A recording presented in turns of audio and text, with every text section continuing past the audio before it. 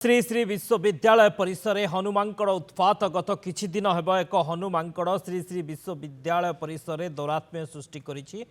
मांकड़टी रास्तार जाउथिबा छात्र छात्री मानक आक्रमण करने को पछाउना फल विश्वविद्यालय एक प्रकार भयर वातावरण सृष्टि होइछि। गतकाली राति छात्री निवास पाइखाना घरे मांकड़टी पशिजु छात्री माने भयर रहिबाकु पड़िथिला। ए खबर पाई कर्तृपक्ष मांकड़टी को घौड़ाइबा पई चेष्टा करथिले मध्य विफल हेबाकु पड़िथिला। ते वन विभाग कर्मचारी माने आसी मांकड़ को धरिबा पई जनता बसाई देखा मिली।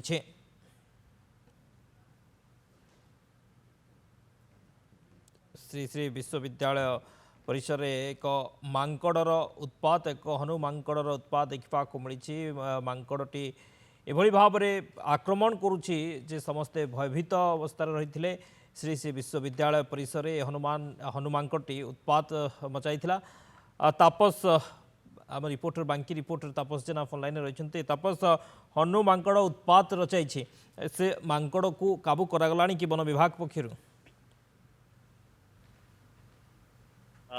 विश्वविद्यालय आज 2 दिन हम जेहेतु से जो रही हनु मांकड़टी उत्पात कर रास्तार जो जी जाऊँ छात्र छात्री मैंने अध्ययन करने जाऊँ समय मांकड़टी गछ उपर आसी हठात आक्रमण कर भयभीत अवस्था अच्छा जो छात्र छात्री मैंने वन विभाग खबर दी।